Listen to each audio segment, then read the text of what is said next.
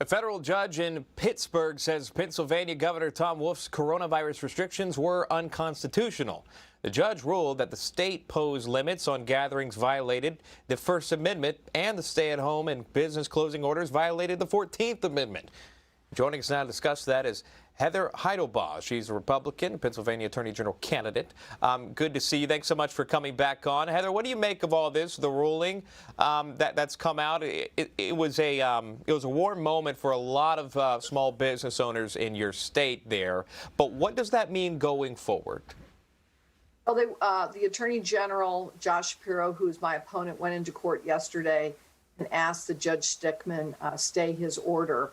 I don't see that happening. It was a 61-page opinion. It was very beautifully written. It reads like a Supreme Court opinion. It provides a lot of federal justification in case law. And of course, there was a very extensive record developed.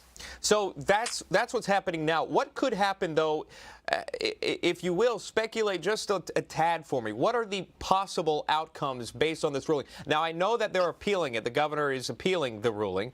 But what are some of the outcomes that could happen? Well, I already saw it because, Pennsylvanians are so eager to be able to make a living and feed their family.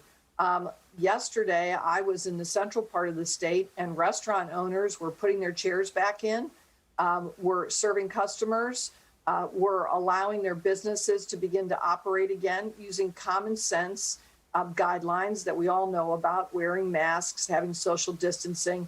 But these companies are at the breaking point. If you can have mass protests in the streets with people jammed together, not wearing face masks, you certainly can have a thoughtful business owner begin to recoup what he or she has lost, and to begin to feed the family and feed the employees' families. Yeah, I want to reference the 60-plus page opinion piece wrote that the judge that you applauded.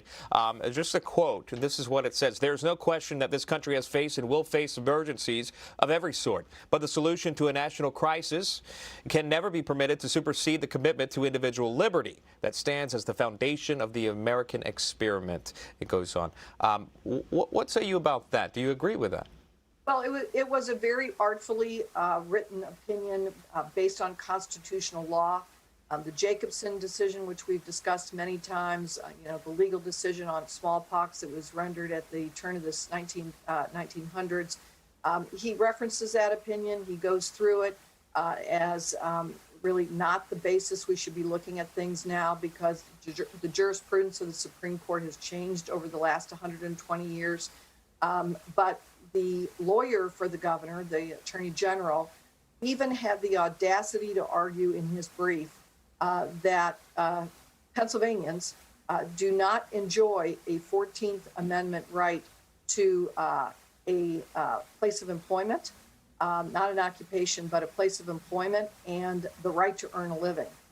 This was shocking when I read this, and everyone should know in Pennsylvania and throughout the country that there are people who actually believe that you don't have a constitutional right to earn a living.